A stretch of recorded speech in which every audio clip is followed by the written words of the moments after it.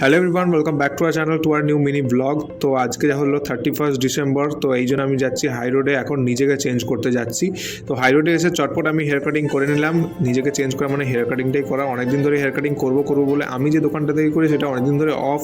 সেই জন্য ঘুরে ঘুরে আজকে 31 ডিসেম্বরে ভাবলাম অন্য দোকানে করেই নেই, কিছু করার নেই। আর আমি নিজেকে দেখে নিজেকেই হাসছিলাম, কেমন একটা লাগছিল যেন প্রথমবার অর্ডার টাইপের লাগছিল। বাট কেমন হেয়ার স্টাইলটা হয়েছে, এবারে হেয়ার কাটিংটা হয়েছে, তোমরা অবশ্যই কমেন্ট করে জানিও।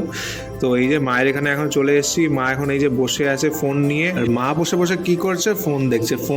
অ্যাকচুয়ালি ফোন দেখছে না, আমারই ভিডিও দেখছে, আমারই মিনি ব্লগগুলো দেখছে বসে বসে। তো যাই হোক, তোমাদেরকে একটু দেখিয়ে দিলাম।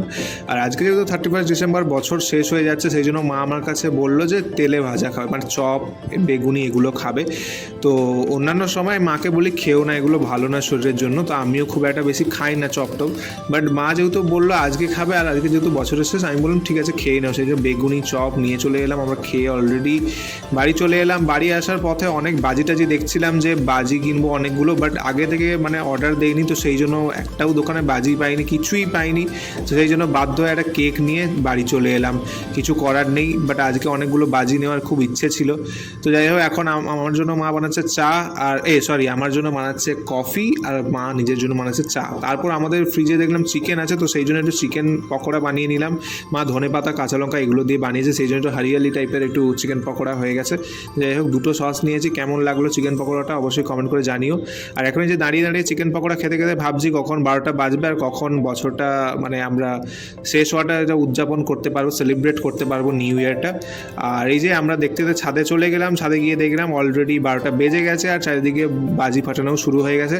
তো সবাইকে হ্যাপি নিউ ইয়ার, সবাই নতুন বছর খুব ভালো কাটুক।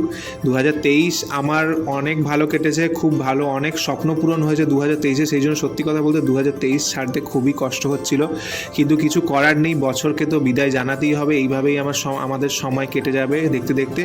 তো নতুন বছরটাও আশা করি অনেক নতুন নতুন স্বপ্ন তৈরি হবে, স্বপ্ন অনেক পূরণ হবে, অনেক কিছুই মানে নতুন নতুন আমি পাবো নতুন বছরে, এই আশা নিয়েই নতুন বছরে পা দিলাম। তো তোমাদের সবাই নতুন বছর খুব ভালো কাটুক, এটাই হচ্ছে প্রার্থনা। আর যাই হোক, দেখতে দেখতে আমাদের বাজি ফাটানো অলরেডি 12টা পেরিয়ে গেছে, মানে বাজি ফাটানো অলরেডি অফ হয়ে যাবে এইবারে। তো ভালো মতোই আমরা দাঁড়িয়ে বাজি ফাটানো দেখছি। শুধু একটাই আফসোস রয়ে গেল, আমি নিজেই বাজি ফাটাতে পারলাম না। আজকের ব্লগটা এখানেই এন্ড করলাম। কেমন লাগলো অবশ্যই কমেন্ট করে জানিও। দেখা হচ্ছে নতুন বছরে। আজকের মতো বাই।